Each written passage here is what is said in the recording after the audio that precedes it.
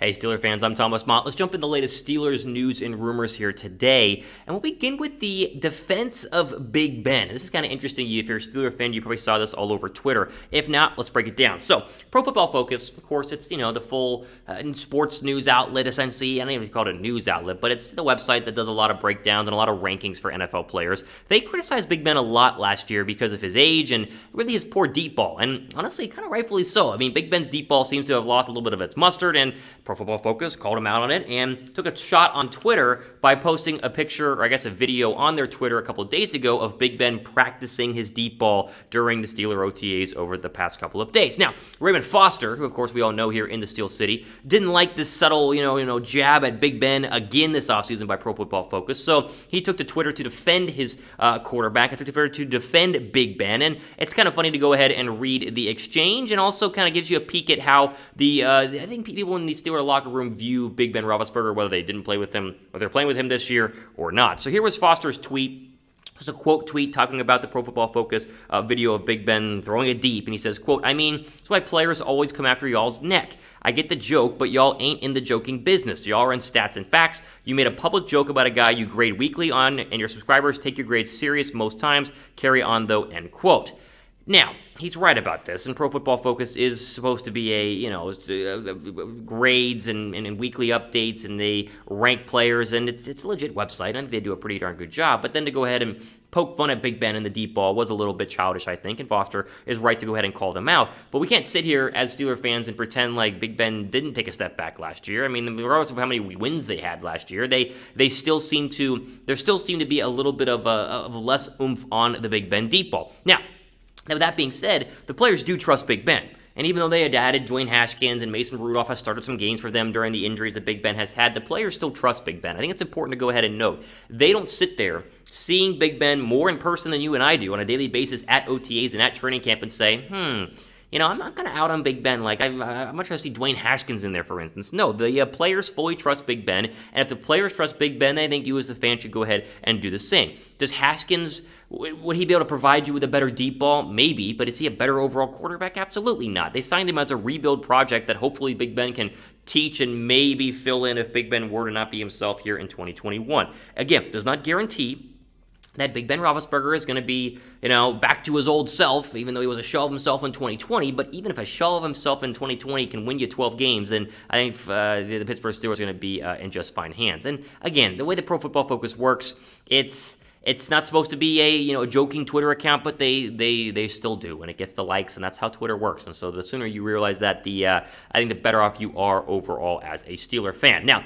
again, Big Ben's still got to show up. He's got to play well, and they do have a rookie, not rookie, they do have Dwayne Haskins, not breathing down his neck, but looking over his shoulder. And if there were a couple, or at least a string of games where Ben does not look like himself at all, and the Steelers are losing because of him, then maybe you do, at some point, make a move to go ahead and swap him out, although I would never see that happening unless he's absolutely so terrible you must go ahead and bench him. But I think we must be hopeful that Big Ben can get that deep ball and everything else back to its normal form, despite the age and the possibility of it being his final year.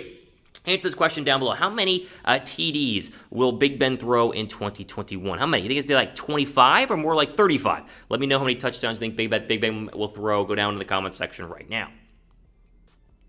Okay, if we're going to keep going, we are racing to 1,500 subscribers here on the Steelers Talk YouTube channel. We're racing against one of our other channels at the Ravens Rundown. So the Ravens Rundown has about 604 subscribers. We here at Steelers Talk have 1,002 as of the last time we checked. And so we're going to 1,500 here as quickly as possible. So if you're new, go ahead and subscribe down below. The way you get the latest updates in terms of Steelers news and rumors. The more subscribers we have, the more videos we can go ahead and create. And that, of course, gets you the latest updates on your beloved Steelers. So go down below and subscribe.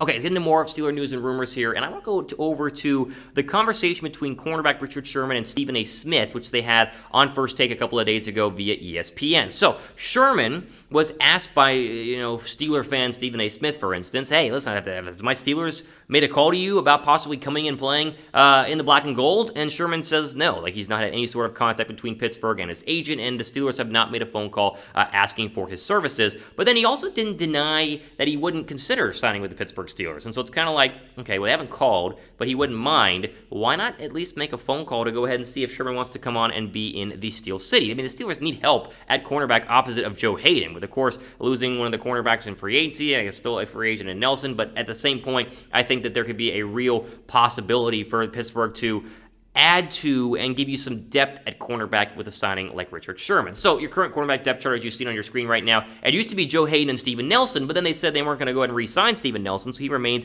a current free agent, which is a whole different discussion we'll talk about here in just one second. But even though Sherman is a little bit old, wouldn't you believe in him a little bit more than a guy like Cameron Sutton? I mean, I think I do, but maybe that's up to you and not up to me. Now, why not just give Sherman a call, right?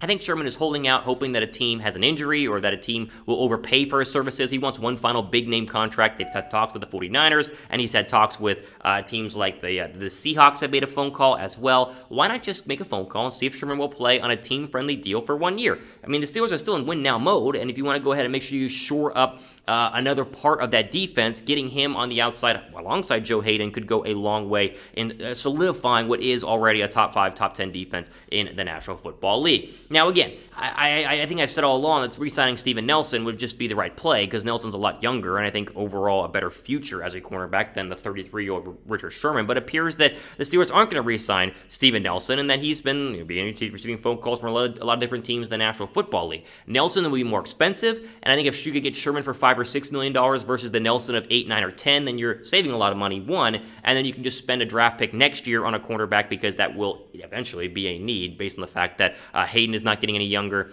and we all know and understand that Sherman is, I mean, he's old, right? And that's the reason why the 49ers did not want to go ahead and re-sign him, is because he is on the wrong side of 30 and that he has dealt with some injuries, but he has played pretty decent football when he's been healthy. And if anything, you get him in there and let him be a mentor to some of the younger cornerbacks on this roster, and maybe he can help grow one of them into a starter. And if he gives you 14 games out of the 17, that's still pretty darn good. So pick up the phone, make a phone call, because I would be very interested to see if Sherman would come play for the Steelers, even though apparently he says he would be interested, and they just haven't made a phone call just yet. Answer this question here down below. Should the Steelers sign Richard Sherman? What do you think? Should they go ahead and sign him? If they should, let me know down below in the comments section. I'd be fine with it, and I think you guys would agree, because I don't think Steven Nelson is going to come back through that door. That bridge seems to be burned, and they need to find somebody to go ahead and secure that left side unless you truly believe in Cameron Sutton. So let me know what you guys think. Again, should the Steelers sign Richard Sherman? Give me that answer in the comments section below.